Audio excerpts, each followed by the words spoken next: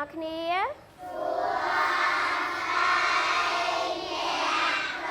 ចាមើលមកពីផ្ទះមានបានញ៉ាំបាយពេលព្រឹកហើយនៅចាមានបានងូតទឹកដុសសាប៊ូទេចាឥឡូវកូនដាក់ដៃលើតុទាំងអស់គ្នាអង្គុយឲ្យត្រង់ខ្លួនហើយមកមើលមកក្តារខៀនជាមួយអ្នកគ្រូចាកូនមើលនេះ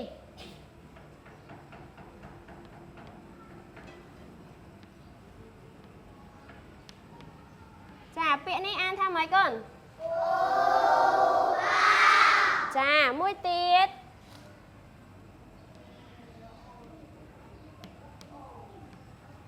ពាក្យនេះអានថាម៉េចដែរចាល្អមួយទៀត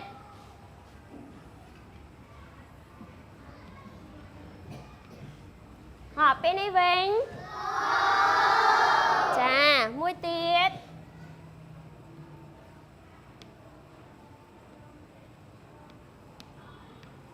ចុះពាក្យនេះចាមួយទៀត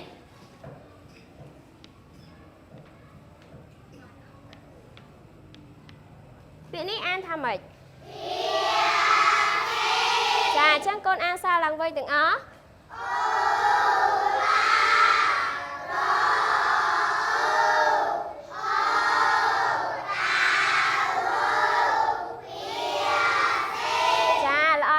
អញ្ចឹងថ្ងៃនេះយើងនឹងរៀនមេរៀនសូរថ្មីមួយទៀតប្រកបនឹងកឥឡូវកូនមើលមកអ្នកគ្រូទាំងអស់គ្នាឧទាហរណ៍នៅក្នុងដៃអ្នកគ្រូកាន់ចេកមួយហើយអ្នកគ្រូធ្វើបែបនេះអ្នកគ្រូធ្វើអីបចាបដងទៀតណាបឥឡូវកូនថាជាមួយអ្នកគ្រូទាំងអស់គ្នាបដងទៀតបចាឥឡូវកូនថាវាដោយខ្លួនឯងដងទៀតចាល្អអញ្ចឹងពេលនេះយើងនឹងរៀនប្រកបសូរព្យាង្គដោយដៃជំនួយអញ្ចឹងកូនមើលមកអ្នកគ្រូទាំងអស់គ្នាបនិងកបដងទៀតណាបនិងកបចាឥឡូវកូនធ្វើជាមួយអ្នកគ្រូសានិងកសានិងកសាដងទៀតសានិងកសាចាកូនតន់ទេចាឥឡូវកូនធ្វើវាដោយខ្លួនឯងចូលនិងកចាមួយទៀតឆែនិងកចាដេនិងកចាល្អណាស់ផ្ទះដៃ1ផ្ទះដៃ2ផ្ទះដៃ3ចាអំបញ្ញមិញយើងបានឮសូរបករួចមកហើយឥឡូវយើងនឹងរៀនអំពីរូបរាងរបស់វាវិញម្ដងកូនមើលមកក្តារខៀនទាំងអស់គ្នា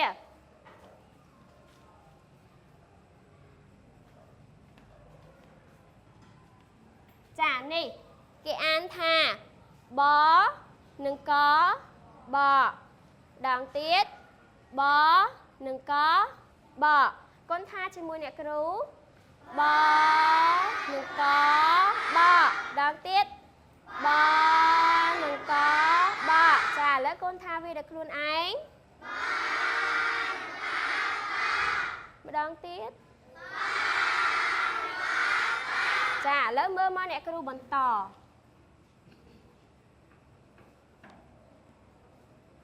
ចាគេអានថាសអាសានិងកសាសអាសា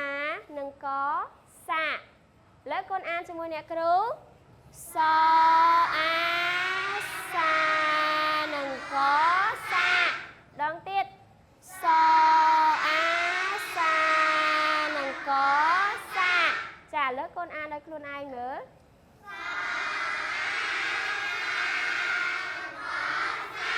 ចាសុំដងទៀត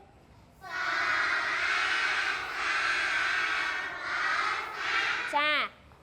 បសាតើបនិងសាមានអក្សរអ្វីនៅខាងចុងអក្សរអ្វីកចា កនេះហើយជាតួដែលត្រូវប្រកបនៅថ្ងៃនេះអញ្ចឹងមេរៀនយើងថ្ងៃនេះគឺយើងរៀនមេរៀនប្រកបនឹងក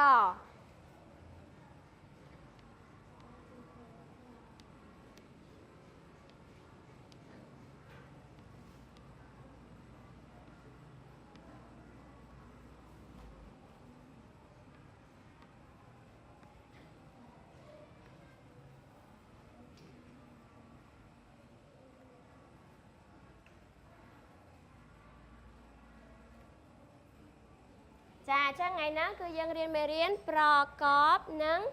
កអញ្ចឹងកូនមើលមកអ្នកគ្រូបន្តទៀតដាក់ដៃលើតុឲ្យល្អណាកូនចាមើលមកអ្នកគ្រូចានេះគេអានថាខនឹងកខខនឹងកខមួយទៀត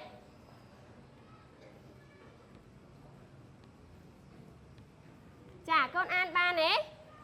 ចាឥឡូវកូនអានជាមួយអ្នកគ្រូទាំងអស់គ្នាចនឹងកចដងទៀតចនឹងកចចាមួយទៀតកូនអានវាដោយខ្លួនឯងម្ដងទៀតចាមួយទៀតអានថាម៉េចកូនដងទៀតចាល្អណាស់មួយទៀតចុះនេះអានថាម៉េចវិញដងទៀតចាល្អណាស់អញ្ចឹងកូនចេះពីរបៀបនៃការប្រកបនៃចាឥឡូវយើងបើកសៀវភៅជំនួយសិស្សរបស់យើងទាំងអស់គ្នាបើកនៅក្នុងមេរៀនប្រកបនឹងក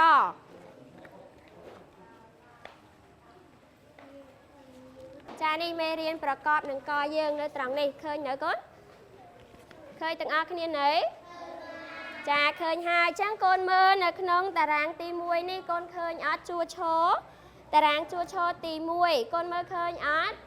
ចាអញ្ចឹងកូនត្រូវអានជាមួយមិត្តភក្តិកូនជាដៃគូ2នាក់ដោយម្នាក់ជាអ្នកចង្អុលកូនចង្អុលដោយប្រើម្រាម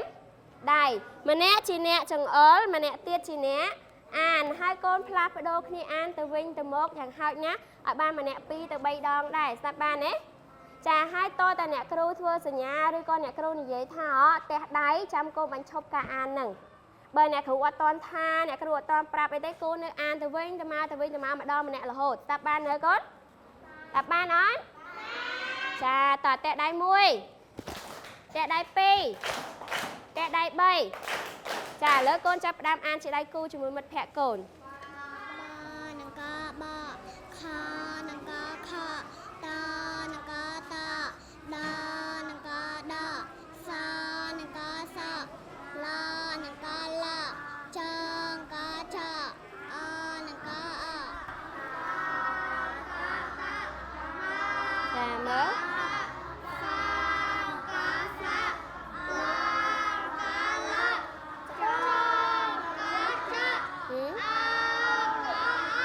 ដូរគ្នា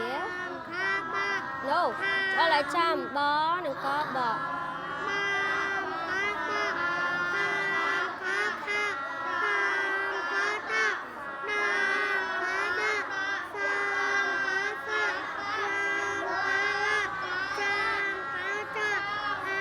ផ្លាស់ប្ដូរគ្នាអាន2 3ដងទៀតណាកូន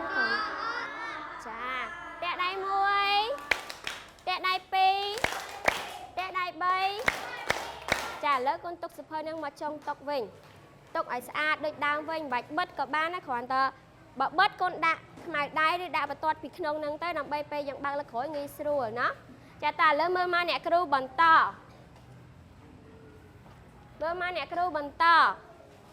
ដាក់ដៃលើតុទាំងអស់គ្នាឲ្យត្រង់ខ្លួនឡើងចាឥឡូវមើលមកអ្នកគ្រូបន្ត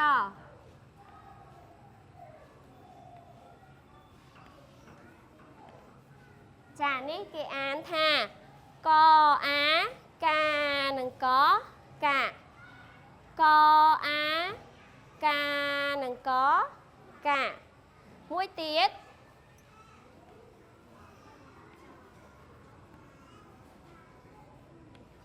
កូនអានបានអត់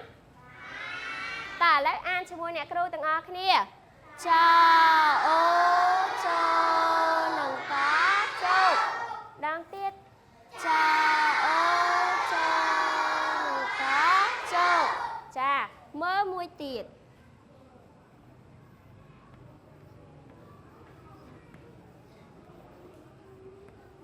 ចានេះអានថាម៉េចកូនអានខ្លួនឯងមើល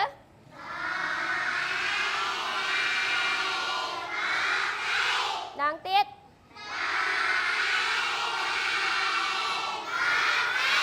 ចាល្អមួយទៀត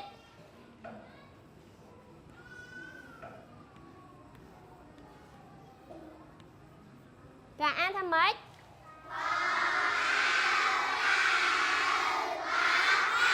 ដងទៀត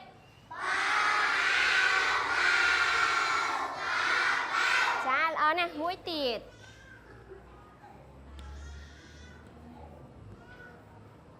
ចានេះវិញគេអានថាម៉េចដែរ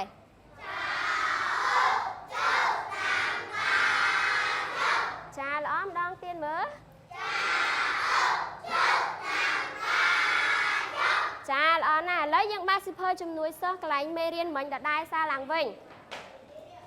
បើកន្លែងមេរៀនយើងមិញហ្នឹងសារឡើងវិញដដែលឃើញទេ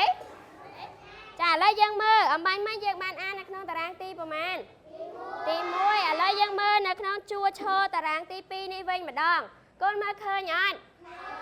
ឃើញចាអញ្ចឹងពេលនេះគឺកូនត្រូវអានជាមួយនឹងដៃគូរបស់កូនទៀតហើយអាន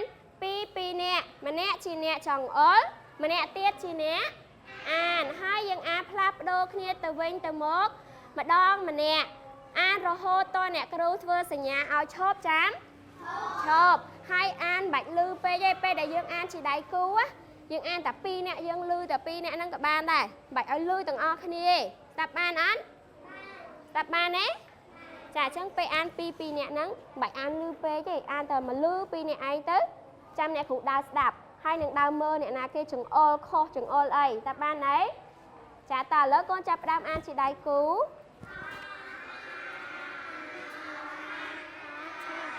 តែលឺពេកទៅអានតិចតិចដែរ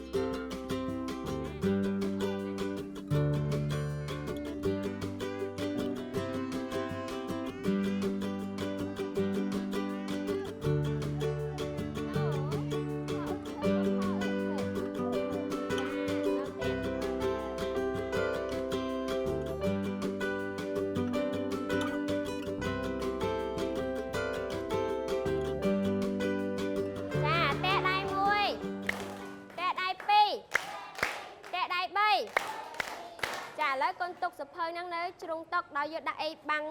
ដាក់អីកណ្ដាលសភៅហ្នឹងមកហើយបិទវាដាក់នៅជ្រុងតុម្ខាងសិនចាឥឡូវដាក់ដៃលើតុទាំងអស់គ្នាអង្គុយឲ្យត្រង់ខ្លួនឡើងវិញហើយមើលមកក្តារខៀនបន្តទៀតចាកូនមើលមកអ្នកគ្រូទាំងអស់គ្នាអង្គុយឲ្យត្រង់ខ្លួនដៃដាក់លើតុចា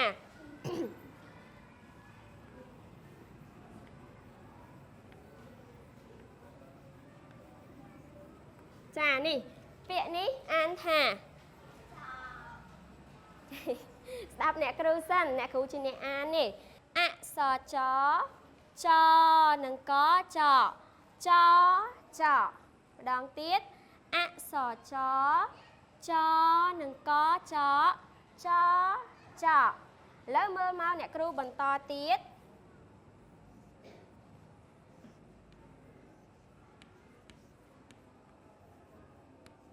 តាអានជាមួយអ្នកគ្រូអក្សរបអើបាកបែក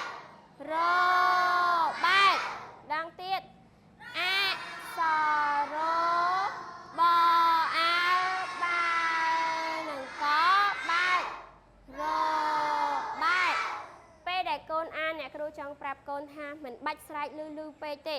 តែបានទេគ្រាន់តែកូននិយាយធម្មតាហើយឮ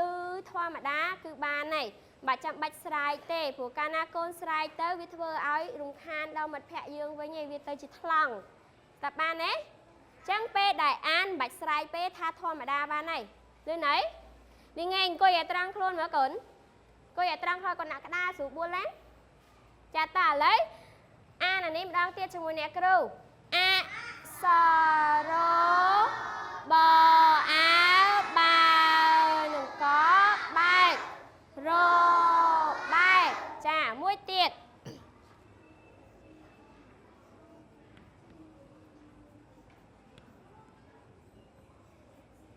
ចាឥឡូវកូនអានវាដែលខ្លួនឯងមើលមានអក្សរអីខ្លះ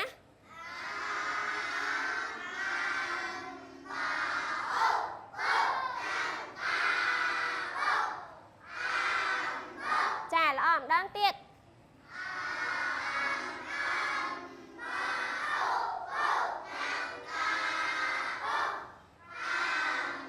ចាល្អណាស់ទេដៃ1ទេដៃ2ទេដៃ3ឥឡូវយើងបានសិភើជំនួយសិស្សយើងកន្លែងមេរៀនមិញហ្នឹងដល់ដែរទៀតចានេះអំបញ្ញមិញយើងបានអានតារាងជួរឈរទី1និងទី2ឥឡូវយើងចូលដល់តារាងទី3គឺនៅខាងក្រោមជួរដេកនេះវិញម្ដងកូនឃើញអត់មើលឃើញអត់ចាអញ្ចឹងកូនត្រូវអានជាដៃគូជាមួយមិត្តភក្តិកូនទៀតហើយដោយម្នាក់ជាអ្នកចង្អុលម្នាក់ទៀតជាអ្នកអានហើយយើងអានផ្លាស់ប្ដូរគ្នាទៅវិញទៅមកយ៉ាងតិចណាក៏បានម្នាក់2ដងដែរមែនទេមែនអត់ចាអញ្ចឹងអានយ៉ាងតិចណាក៏ផ្លាស់ប្ដូរគ្នាទៅវិញទៅមកម្នាក់2ដងដែរហើយអានរហូតតតែអ្នកគ្រូធ្វើសញ្ញាឲ្យឈប់ចាឈប់ហើយអ្នកគ្រូប្រាប់ដងទៀតថាពេលអានជាដៃគូមិនបាច់អានលឺទេកូនយល់ពាក្យថាមិនបាច់អានលឺអត់កូនអានតិចជាមួយមិត្តភក្តិកូនបានហើយតែបានទេចាតើឥឡូវចាប់ផ្ដើមអានជាដៃគូចាចាកាចាចាចាអំបោបុកនឹងកាបុកអំបុកចាំណៃណៃកាណៃចាំណៃដាំណៃណៃកាណៃដាំណៃចាយជេកាជេតុំជេតុំសំបោបុកនឹងកាបុកសំបុកអសរហើយក៏ហើយរហើយសៅក៏សៅលំបាក៏បាលំបាអសរបើក៏បើរបើអំបើបុកនឹងកាបុកអំបុកចាំណៃណៃកាណៃចាំណៃដាំណៃណៃកាណៃដាំណៃជេក៏ជេតុំជេតុំសំបោបុកនឹងកាបុកសំបុកអសរហើយក៏ហើយរហើយសៅក៏សៅលំបាក៏បាលំបាអសរបើក៏បើរបើអញ្ចឹងរៀនអានខ្លួនឯងបន្ថែមមកយាយខាងនេះអានចប់នៅផ្ដាស់បដូរគ្នាហើយនៅ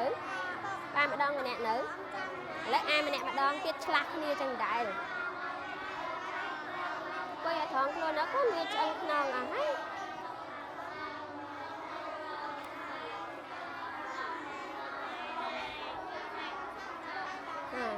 នេះសភៅដាក់អញ្ចេះហើយអង្គុយឲ្យត្រង់ខ្លួនហ្នឹង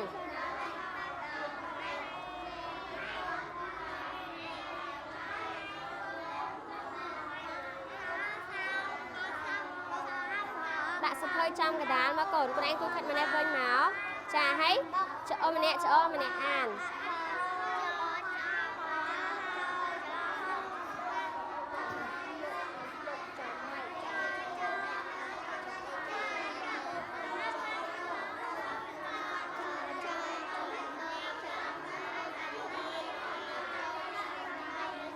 មកចៃអានបានប៉ុន្មានដង3ដងអានឲ្យច្រើនទៀតបានល្អអូនអង្គុយដាក់ជើងឲ្យស្រួលកូនមិនឲ្យត្រូវលើកជើងចឹង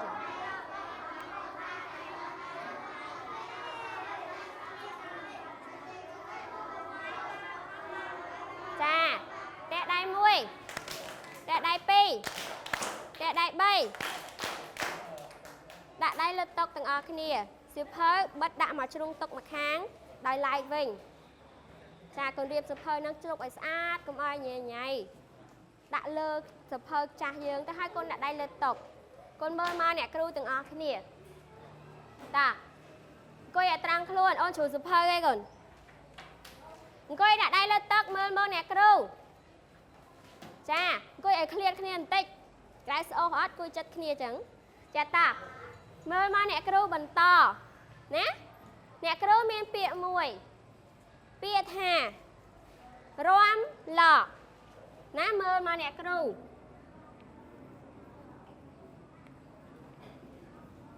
រាំឡកចារាំឡករាំឡកមានន័យថារាំធ្វើមុខក្រមិចក្រម៉ើមរាំធ្វើមុខក្រមិចក្រម៉ើមរាំឡកមានន័យថារាំធ្វើមុខក្រមិចក្រម៉ើមឧទាហរណ៍ពូទេវរាំឡកគួរឲ្យចង់សោតដងទៀតពូទេវរាំឡកគួរឲ្យចង់សោតឥឡូវកូនថាជាមួយអ្នកគ្រូទាំងអស់គ្នារាំឡកល្អម្ដងទៀតចាឥឡូវយើងនឹងបង្កើតល្បះមួយជាមួយគ្នាដោយប្រើពាក្យរាំឡកអ្នកគ្រូជាអ្នកចាប់ផ្ដើមកូនជាអ្នកបំពេញនៅពេលដែលអ្នកគ្រូបង្អាក់តោះណាគ្រូនិយាយសារថ្មីអ្នកគ្រូជាអ្នកចាប់ផ្ដើមកូនជាអ្នកបង្អាក់ជាអ្នកបំពេញនៅពេលដែលអ្នកគ្រូបង្អាក់ឥឡូវឧទាហរណ៍សុភាចូលចិត្តមើលគេឆៃយ៉ាំចាឥឡូវតណាចាឥឡូវកូនថាទាំងអស់គ្នាម្ដងទៀតសុភា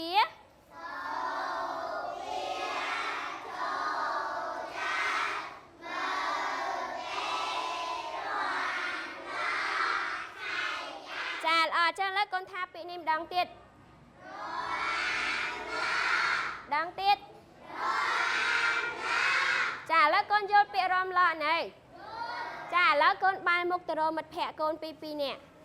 បែរមុខរកគ្នាពីរនាក់ហើយកូនបង្កើតល្បះអំពីពាក្យរាំឡកហ្នឹងប្រាប់មិត្តភក្តិកូនទៅវិញទៅមកអូនបានបង្កើតល្បះហ្នឹងនៅឥឡូវប្រាប់មិត្តភក្តិមកកន្លែងបង្កើតថាម៉េចខ្ញុំចូលចិត្តមើលគេរាំឡកឆាយ៉ាំខ្ញុំចូលចិត្តមើលគេរាំឡកឆាយ៉ាំចាអញ្ចឹងយល់ពាក្យរាំឡកហ្នឹងយល់ហើយអញ្ចឹងរៀនប្រាប់គ្នាឲ្យច្រើនជាងហ្នឹងតែតើតែដៃ1តែដៃ2តែដៃ3ចាកូនយល់ពាក្យរាំឡកនេះចាយល់ហើយអញ្ចឹងអ្នកគ្រូបញ្ជាក់សារថ្មីរាំឡកមានន័យថារាំធ្វើមុខក្រមិចក្រម៉ើចាឥឡូវអ្នកគ្រូមានពាក្យមួយទៀតហើយពាក្យថាចំណែកស្ដាប់អ្នកគ្រូណាចំណែកចាចំណែកមានន័យថាភាគដែលចែករួចហើយចំណែកមានន័យថាភាគដែលចែករួចហើយចាឧទាហរណ៍ម៉ែពុះនំជាចំណែកស្មើគ្នាចែកឲ្យកូនម៉ែពុះនំជាចំណែកស្មើគ្នាចែកឲ្យកូនចឹងកូនយល់នៅចំណែកចាឥឡូវកូនថាជាមួយអ្នកគ្រូទាំងអស់គ្នាចំណែកដងទៀតដងទៀតចាអញ្ចឹងយើងនឹងយកពាក្យចំណែកនេះទៅបង្កើតល្បះមួយជាមួយអ្នកគ្រូពេលដែលអ្នកគ្រូជាអ្នកចាប់ផ្ដើមកូនជាអ្នកបំពេញនៅពេលដែលអ្នកគ្រូបងអញ្ចឹងអ្នកគ្រូថាថ្មីពេលដែលអ្នកគ្រូចាប់ផ្ដើមកូនជាអ្នកបំពេញនៅពេលដែលអ្នកគ្រូបង្អាក់ឥឡូវចាប់ផ្ដើមឧទាហរណ៍សុភាចែកនំជាស្មើដល់មិត្តភក្តិម្ដងទៀតសុភាចែកនំជាដល់មិត្តភក្តិឥឡូវកូនថាទាំងអស់គ្នា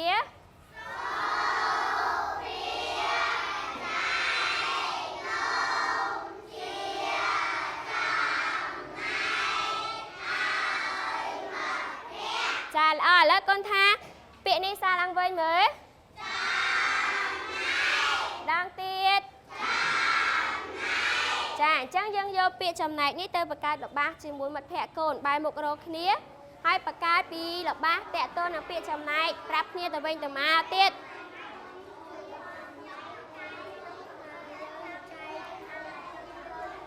ខាងក្រោយមិនអី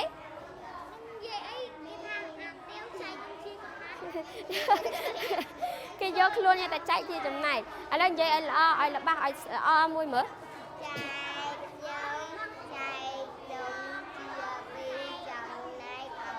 ចាល្អមើលកូន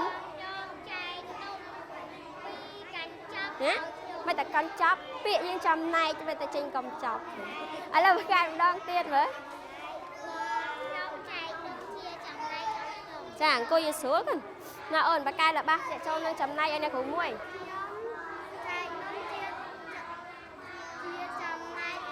ចា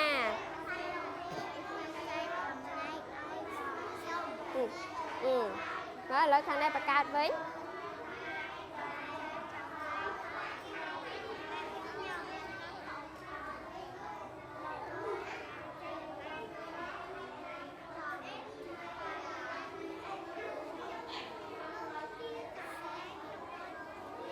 មកចេះខាងនេះបង្កើតល្បះពីអីមើលមើលបង្កើតនៅតែមិនហិញលៀងចំណែក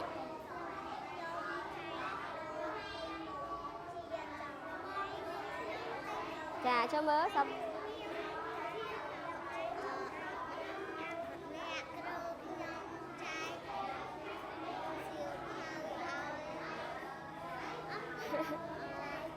ចែកអីចែកគេនេះអានេះអីគេចែកអានេះហ៎ជាចាល្អមកខាងក្រោយវិធាបង្កើតល្បះពីចំណែកមួយមើលគួយឲ្យស្រួលមើលអូនដាក់ជើងមិនដាក់ជើងចេញក្រៅចឹង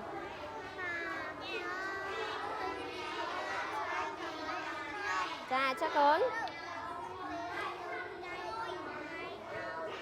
ចាល្អយល់ពីចំណែកឯណាយល់ហើយណាហ៎អង្គុយឲ្យស្រួលដាក់ជើងឲ្យល្អឡើងដាក់ទៅក្រោមទៅខូចហ្នឹងតាចាតែដៃ1តែដៃ2តែដៃ3ចឹងកូនយល់ពាក្យចំណែកនេះចាចាអ្នកគ្រូប្រាប់កូនសារឡើងវិញរំលក់មានន័យថារាន់ធ្វើមុខក្រម៉េចក្រម៉ើបចំណែកមានន័យថាភាគដែលចែករួចហើយចាអញ្ចឹងយល់ពាក្យទាំងពីរហ្នឹងណែចាយល់ហើយឥឡូវកូនមើលមកអ្នកគ្រូបន្តទៀតដាក់ដៃលើតុឲ្យត្រង់ខ្លួនចាមើលមកអ្នកគ្រូសិនណា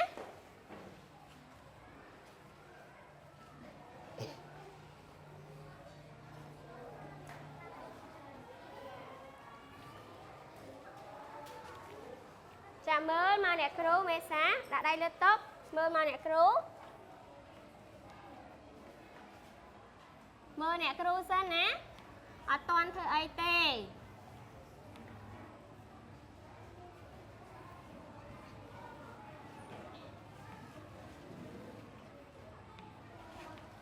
មើលអ្នកគ្រូអត់តាន់ថាឬក៏អត់តាន់និយាយគ្នាទេ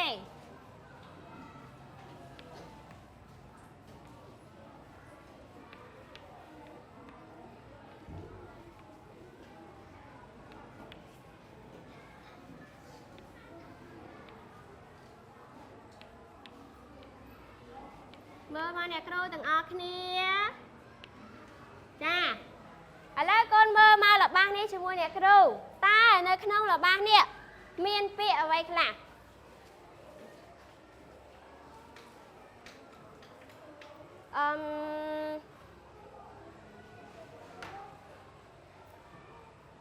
ទីហួរមានពាក្យសេកអរគុណគួយចោះពីណាគេថាឃើញអីទៀតអូនកូនឃើញមានពាក្យអីទៀតមានពាក្យចឹកអរគុណគួយចោះកូននេះចឹកពីណាឃើញអីទៀតអូខេអន្ទូកូនឃើញមានពាក្យអីទៀត មានពាក្យចេកទុំចាថាម្ដងពីរពាក្យហ្មងណាចេះហើយណាមានពាក្យចេកហើយនឹងទុំចាមើលពីណាគេឃើញអីទៀតស៊ីណែតមានពាក្យស៊ីអរគុណអង្គុយចុះកូនមួយទៀតអូនមានកូនឃើញមានពាក្យអីទៀតមានពាក្យលើពីណាឃើញអីទៀតរចនាមានពាក្យអីគេចាសំបុកអស់ណៃចាអស់ណៃកូនអស់ហើយអញ្ចឹងរបស់នេះគេអានសេកចឹកចេកទុំស៊ីលើសំបុកម្ដងទៀតសេកចឹកចេកទុំស៊ីលើសំបុកឥឡូវកូនអានជាមួយអ្នកគ្រូទាំងអស់គ្នាសេកចឹកចេកទុំស៊ីលើសំបុកម្ដងទៀតសេកចឹកចេកទុំស៊ីលើសំបុកចាឥឡូវកូនអានវាដោយខ្លួនឯងទាំងអស់គ្នាអូនអង្គុយឆ្ងាយនេះទេកូនចាតើឥឡូវអានទាំងអស់គ្នាសារឡើងវិញអ្នកគ្រូអត់អានទេណាអានដោយខ្លួនឯងតើចាប់ផ្ដើម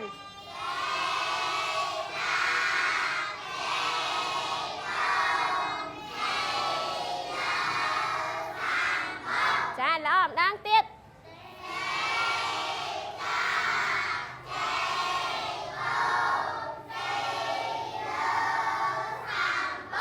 ចាល្អណាស់តែដៃ1តែដៃ2តែដៃ3ចាតើឥឡូវអ្នកគ្រូចង់សួរកូនតើតើនឹងរបស់នេះតើសេកស៊ីអ្វីមិនអ៊ីងចាសេកស៊ីចេកទុំអរគុណគូចោមួយទៀតអ្នកគ្រូចង់សួរថាតើកូនចូលចិត្តសត្វសេកដែរឬទេហេតុអ្វីម៉ានាងមកកូនចូលចិត្តសត្វសេកដែរឬទេចូលចិត្តហេតុអីបានកូនចូលចិត្តវាស្អាតហើយវាមិនទៀតអត់វាចេះហាលអស់នៅចាអរគុណគូចោះអញ្ចឹងមិត្តភ័ក្តិថាគាត់ចូលចិត្តសត្វសេកដោយសារអីវាស្អាតហើយវាចេះហាលចុះកូនផ្សេងទៀតចូលចិត្តសត្វសេកអត់ចាចូលចិត្តអញ្ចឹងអ្នកគ្រូសួរសារឡើងវិញសេកចូលចិត្តស៊ីអីចេកទុំហើយយើងស្រឡាញ់សត្វសេកអត់ស្រឡាញ់ហេតុអីបានស្រឡាញ់វាស្អាតចាល្អឥឡូវតែដៃ1ចាឥឡូវយើងបើកសៀវភៅជំនួយសិស្សយើងទាំងអស់គ្នាបើកន្លែងមេរៀនយើងមិញដែរហ្នឹងបែរហើយណីចាអញ្ចឹងយើងមើលនៅទំព័រខាងនេះ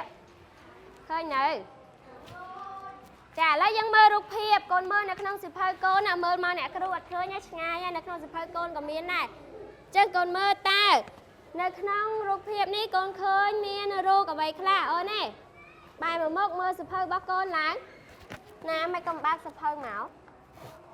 បើកមកណាមេរៀនហ្នឹងចាំមកនេះមើលរូបភាពនេះមើលសិនមើលមកទទូសចាតើអញ្ចឹងយើងមើលនៅក្នុងសៀវភៅកូនទៅមើលបណ្ឌិតមកទទូសថាតើមានរូបអីខ្លះតើឥឡូវអ្នកណាឆ្លើយបានថាតើនៅក្នុងរូបភាពនេះកូនឃើញមានរូបអ្វីខ្លះ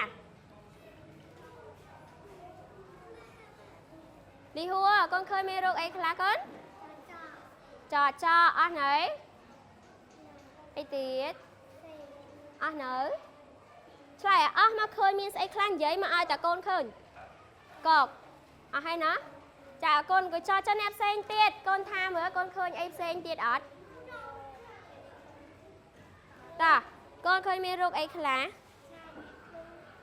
ឆ្លើយឲ្យលឺតិចមិនគ្រូស្ដាប់អត់លឺហ៎ចាអ្នកគ្រូឃើញចេកអីទៀតអស់ណាថែអស់ណាឃើញអំបុកចាចា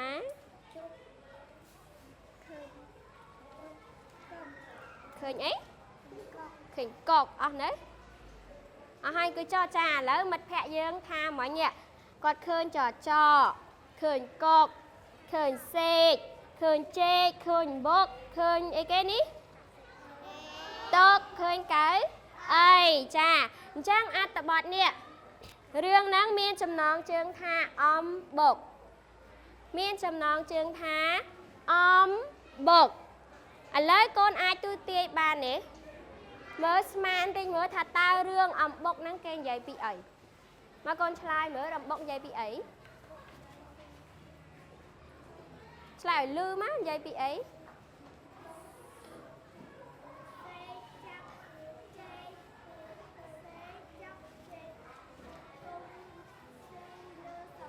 ចាមិត្តភ័ក្តិថាសេកចឹកចេកទុំស៊ីលើសំបុកហើយពីណាគេថាមិនទៀតតាពីណាថាមិនទៀតម៉ែអ៊ីងរឿងហ្នឹងគេចង់និយាយពីអី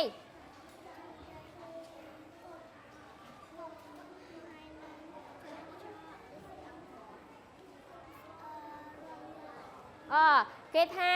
ចង់និយាយពីកុកហើយនឹងចចករំលកហើយមានអ្នកណាថាមិនទៀតទេមកបន្ទូ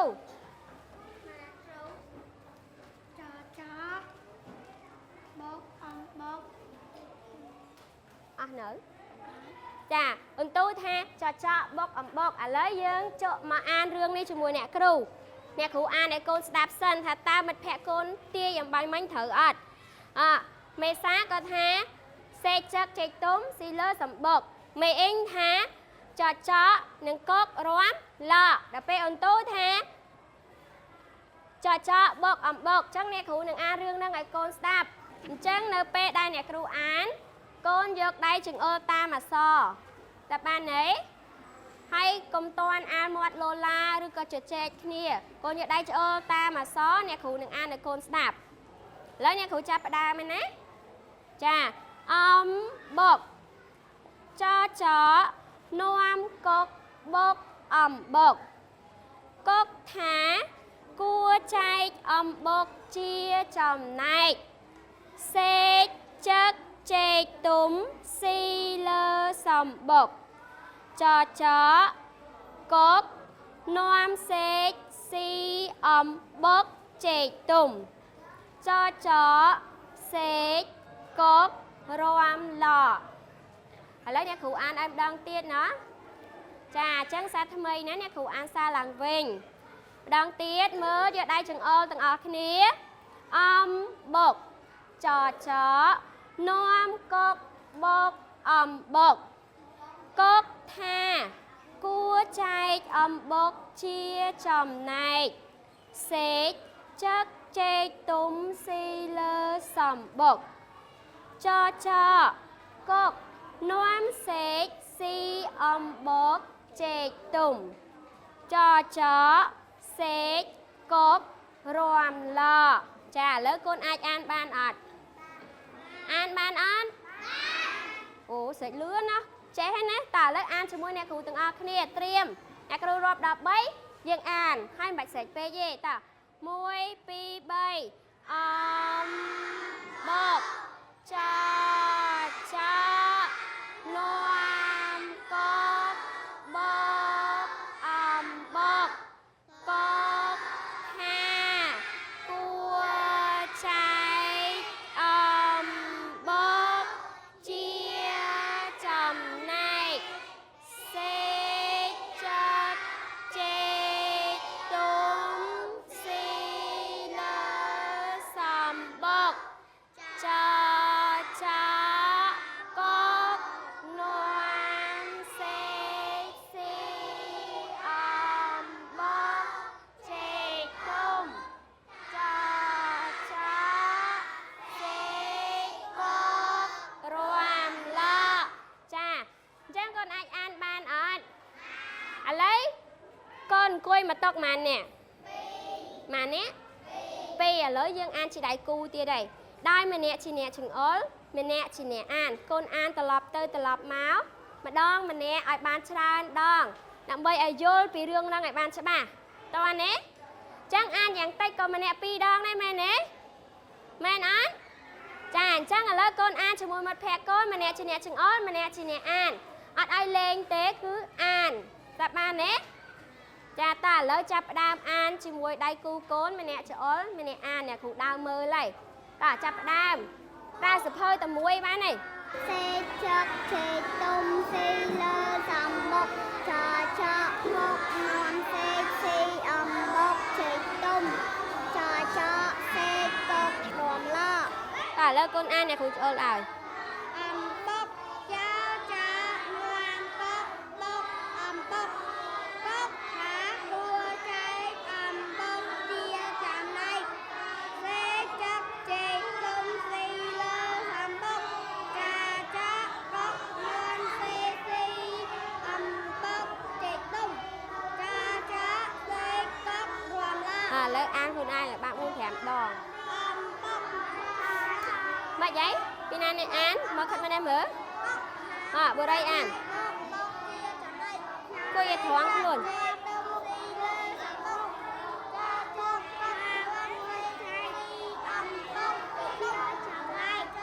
អានឲ្យច្រើន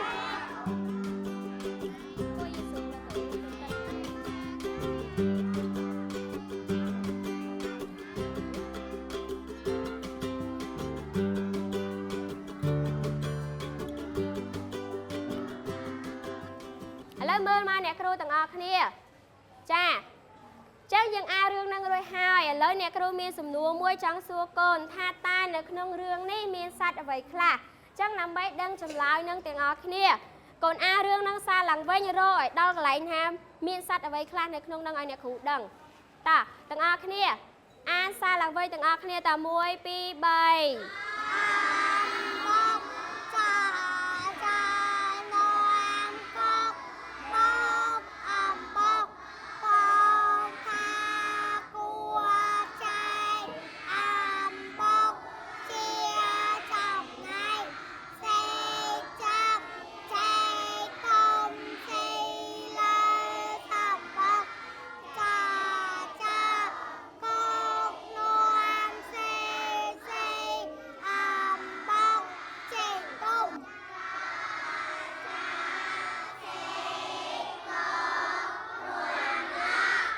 ចាយើងអានហើយហើយកូនរកចម្លើយឃើញអត់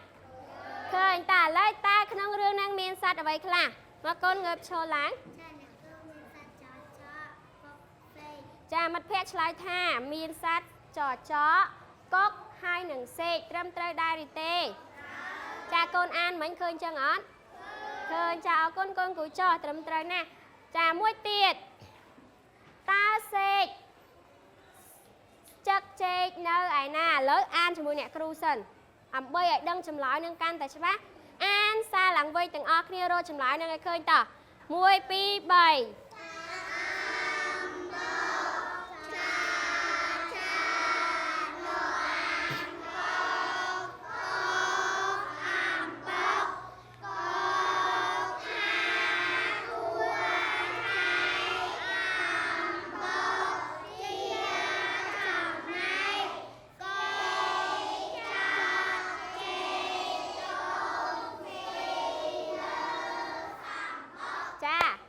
អញ្ចឹងតើសេកស៊ីចេកនៅឯណាម៉ូលីកាសេកចឹកចេកទុំស៊ីលើសម្បុកចុះអ្នកផ្សេងទៀតកូនអានទៅឃើញចឹងអត់ឃើញចាចឹងចម្លើយរបស់មិត្តភ័ក្តិយើងត្រូវឬខចាចឹងចេកសេកចឹកចេកទុំស៊ីលើសម្បុកចាអូន2នាក់នោះអង្គុយមើលមកក្តារខៀន Hello មើលមកអ្នកគ្រូដាក់ដៃលើតុចាអ្នកគ្រូមានសំណួរមួយទៀតតើសត្វទាំងអស់នោះត្រូវជាអ្វីនឹងគ្នា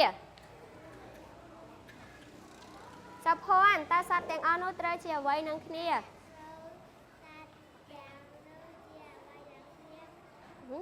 អត់ទេកូនឆ្លើយថាតើសត្វទាំងអស់ហ្នឹងត្រូវជាអ្វីនឹងគ្នានៅក្នុងរឿងហ្នឹង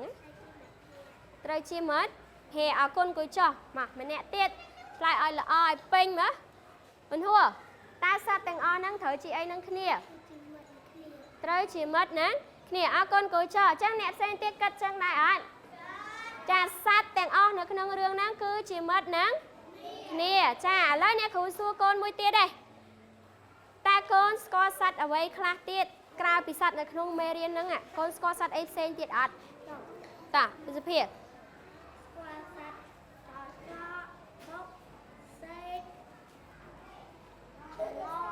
លោកស្វាឆ្កែ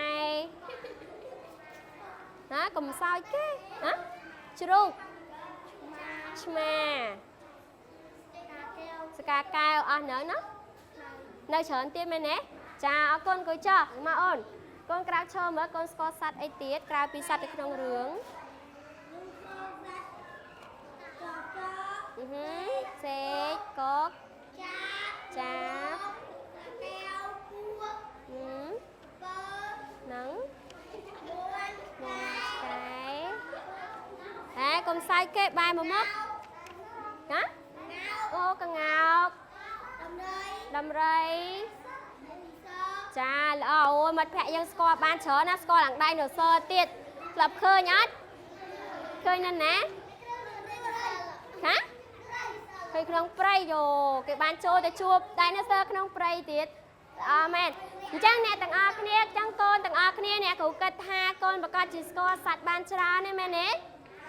ចាអញ្ចឹងអ្នកគ្រូចង់ផ្ដាំកូនថាអញ្ចេះបើសិនជាយើងស្គាល់សត្វច្រើនហើយសត្វទាំងអស់នោះសុទ្ធតែជាសត្វដែលគួរឲ្យស្រឡាញ់អញ្ចឹងពេលដែលយើងធំឡើងយើងនៅទូចេះក្តារយើងត្រូវនាំគ្នាចូលរួមថែរក្សាសត្វព្រៃថែរក្សាព្រៃឈើរក្សាអីព្រៃឈើជាជំរករបស់សត្វព្រៃបើយើងកាប់ដើមឈើក៏អស់សត្វព្រៃបើអស់សត្វព្រៃនៅលើផែនដីយើងក៏អត់ស្អាតទៀតដែរចាអញ្ចឹងយើងត្រូវនាំគ្នាថែរក្សានិងការពារសត្វព្រៃនិងព្រៃឈើទាំងអស់គ្នាចាតាចាតើលើផ្ទះដៃមួយមើលឥឡូវចេះផ្ទះដៃអបសាទរអត់គេផ្ទះដៃមួយហើយគេធ្វើដៃចេះមែនទេឥឡូវម្ដងទៀតផ្ទះដៃអបសាទរចាផ្ទះដៃអបសាទរឲ្យខ្លួនឯងដែរពូកែដែរឆ្លាតចាតើឥឡូវយើងបិទសភៅនឹងទុកនៅជ្រុងតុទៅទុកទាំងអស់គ្នានៅជ្រុងតុហើយកូនធ្វើដៃលើតុអង្គុយឲ្យត្រង់ខ្លួនអ្នកដៃលើគ្នាអញ្ចឹងមកណាអង្គុយឲ្យត្រង់ខ្លួនហើយមើលមកអ្នកគ្រូចាអ្នកគ្រូមានពាក្យមួយអ្នកគ្រូមានពាក្យមួយណាមើលមកអ្នកគ្រូហើយស្ដាប់អ្នកគ្រូសិនអ្នកគ្រូមានពាក្យចំណែកដងទៀតណាចំណែកតើចំណែកហ្នឹងមានអក្សរអ្វីខ្លះមើលមកអ្នកគ្រូចំណែកចស្រៈអំណស្រៈអែនិងកចានេះចំណែកចស្រៈអំណស្រៈអែនិងកតើនេះយល់ទេ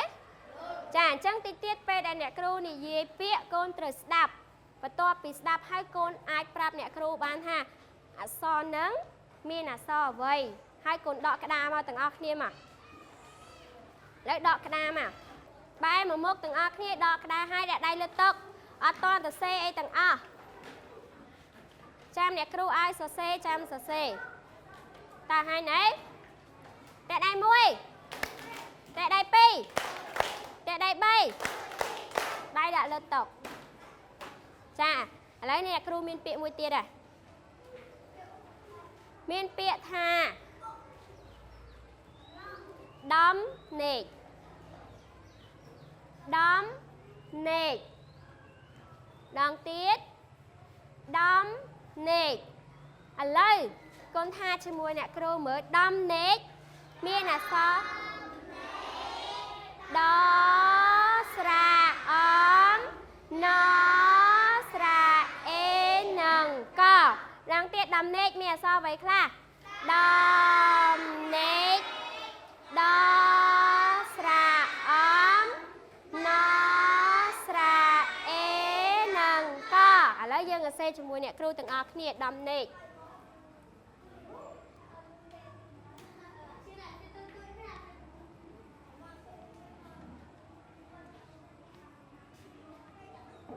ហើយណែមើលគ្នាមើល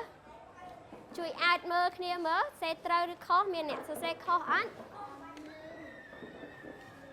អ្នកសេឲ្យលើកក្តារឡើងចាអត់លើកក្តារមកលើកក្តារឲ្យកូនអង្គុយឲ្យស្គៀមមើលក្តារនឹងដាក់ឲ្យស្គៀមមកបើកូនកំរើកពេកអ្នកគ្រូមើលទៅវិលមកមើលអត់ដឹងអក្សរអីទេចាហើយនៅកូនលើកក្តារឡើងទាំងអស់គ្នាលើកក្តារឡើងដាក់លើតុដាក់នៅលើតុហ្នឹងឯងចាអញ្ចឹងយើងមើលមកក្តារខៀនមើលកូនសរសេរដូចអ្នកគ្រូអត់ដូចអត់ចឹងត្រូវណៃចាមានអ្នកខុសហើយតើឥឡូវកូនអានជាមួយអ្នកគ្រូសារឡើងវិញដំណេក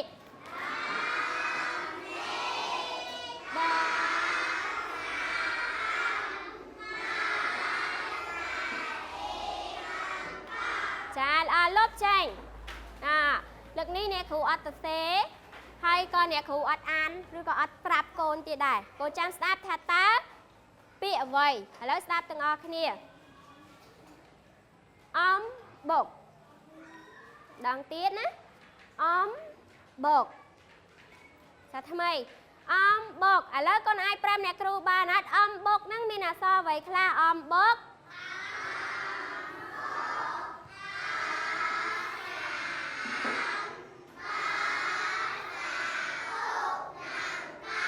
ចាឥឡូវកូនសរសេរចូលក្នុងក្តារកូនមកអំបុកអំបុកបាច់ដូរអូនអង្គុយបែរមកមុខណាហើយលុបអាក្រមនេះចេញសេតែមួយបានហើយហើយដាក់កាប់សិនដាក់កាប់សិនចាំគ្រូឲ្យលើកចាំលើកចាំមើលអ្នកគ្រូមើលអំបុកសេត្រូវអត់ចាចាំមើលអំបុក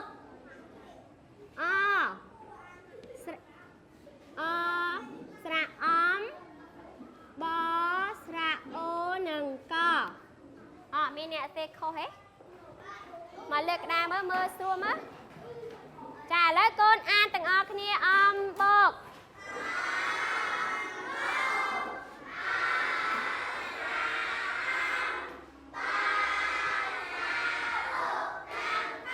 ចាល្អលុបចេញ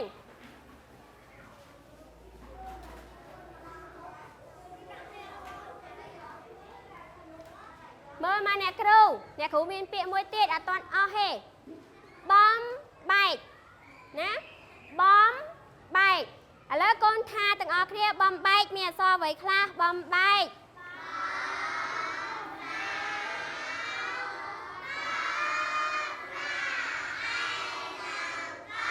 ម្ដងទៀតបំបែក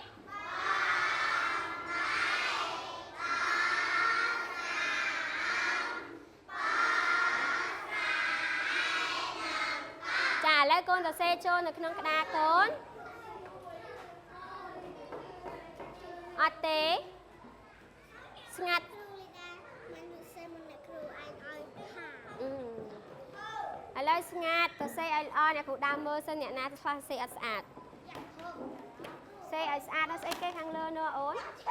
រអីនៅលើគ្រូមកចេះមកទៅដាក់ឈ្មោះមកចេះមិនបានហើយអ្នកគ្រូឃើញហ៎លុបអានេះច្រាមមកអ្នកគ្រូមើលពីចម្ងាយអត់ដឹងសេហើយបិទវាឲ្យនៅឲ្យស្ងៀមចាតាឥឡូវលើកក្តារឡើងទាំងអស់គ្នាលើកដាក់លើតុហ្នឹងហើយកូនចាដាក់លើតុឲ្យកូនកាន់ឲ្យស្អាតទាំងអស់គ្នាណាអញ្ចឹងមើលមកអ្នកគ្រូពាក្យថាបំបែកបស្រៈអំបស្រៈអែនិងកចាមានអ្នកសេខអត់ណាចាតាឥឡូវអានទាំងអស់គ្នាបំបែក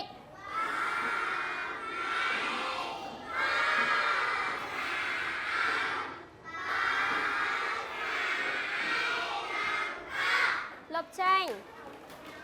ម៉ូលីកាកូនមើលមកក្តារខៀនហើយលុបអក្សរនឹងចេញតើលុបចេញចាលើយមានពាក្យមួយទៀតស្ដាប់ទាំងអស់គ្នាសំបុកស្ដាប់អ្នកគ្រូសំបុកអត់តន់ឲ្យសរសេរទេណា ឲ្យស្ដាប់អ្នកគ្រូសិនអ្នកណាសរសេរមុនអត់ល្អទេ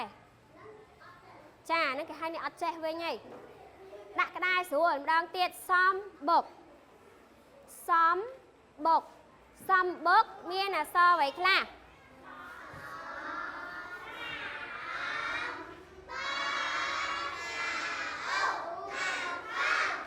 បស្រអុហ្នឹងអីម្ដងទៀតឲ្យត្រូវសំបុក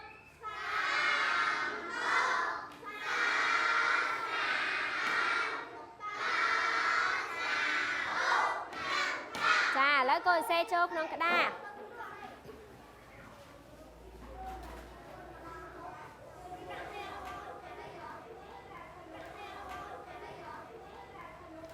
ចាហើយនៅកូនចាឥឡូវលើកក្តារឡើងទាំងអស់គ្នាលើកក្តារដាក់ឲ្យស្ងៀមលើកក្តារឡើងដាក់ឲ្យស្ងៀមអូនបែរមកមុខមើលអ្នកគ្រូមើលតិចអត់ឲ្យបែរទៅក្រោយទេអ្នកគ្រូមើលមិនកើតរចនាដាក់នៅលើតុអ្នកគ្រូសុំមើលតិចហើយអង្គុយឲ្យស្ងៀមចាតឥឡូវមើលមកក្តារខៀនសំបុកសស្រៈអំបស្រៈអូនិងកឥឡូវមានអ្នកសេខុសអត់ទេចាអ្នកគ្រូឃើញអ្នកសេត្រូវទាំងអស់គ្នាតឥឡូវកូន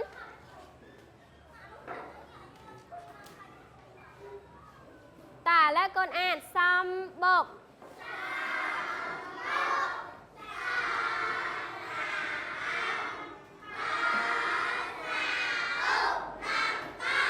្ដងទៀតសំបុក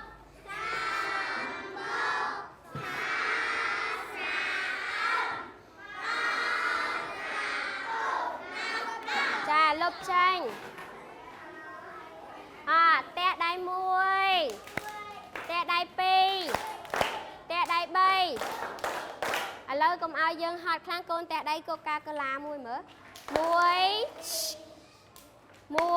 2អឹក1 2 3ហើយរៀងធូរវិញនៅរៀងធូរវិញនៅចាឥឡូវកូនទុកក្តារនឹងចុះដកសៀវភៅសរសេរមកតាដកសៀវភៅសរសេរមកទុកក្តារដកសៀវភៅនឹងខ្មៅដៃហើយឬនៅត្រៀមអង្គុយឲ្យត្រង់ខ្លួនស្ដាប់អ្នកគ្រូបើស្ដាប់អត់ច្បាស់ក៏សរសេរអត់ត្រូវដែរឥឡូវអ្នកគ្រូមានឃ្លាមួយចង់ឲ្យកូនសរសេរចូលក្នុងសៀវភៅអ្នកដែលស្ដាប់អ្នកគ្រូសរសេរបានល្អបានពិន្ទុ10តែបើអ្នកអត់ស្ដាប់អ្នកគ្រូទេនឹងសរសេរអត់បានល្អហើយអត់ត្រូវទៀតអត់អាចបាន10បានទេចាតោះឥឡូវត្រៀមចែកជាចំណែកម្ដងទៀតចែកជាចំណែកឥឡូវទៅសេចូលសៀវភៅចែកជាចំណែក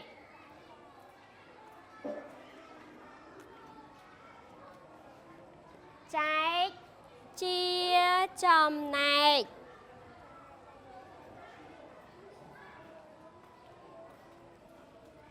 ចាអញ្ចឹងកូនសរសេរឲ្យនៅមិញចាឥឡូវកូនមើលមកអ្នកគ្រូទាំងអស់គ្នា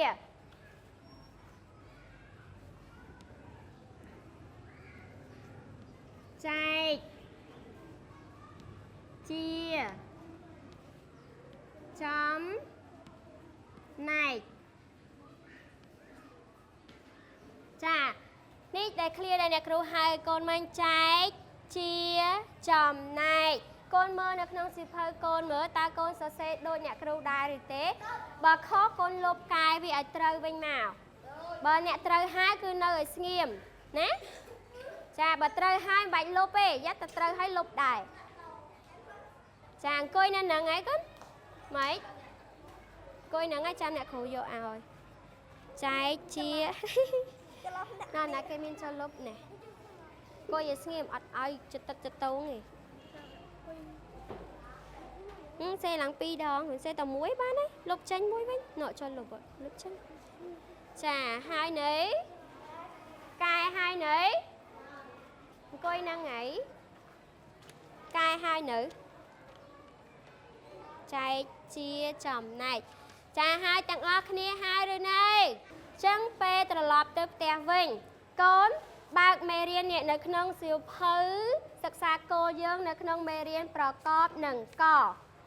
នេះនៅក្នុងមេរៀនប្រកបនឹងកទំព័រទី54ហើយកូនរៀនអានពាក្យនៅក្នុងសៀវភៅនេះឲ្យបានច្រើនដងដើម្បីឲ្យកូន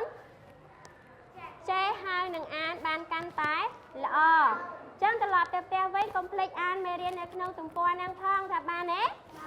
ចាឥឡូវផ្ទះដៃ1ផ្ទះដៃ2ផ្ទះដៃ3ចាផ្ទះដៃអបអរសាទរចាដាក់ដៃលើតុ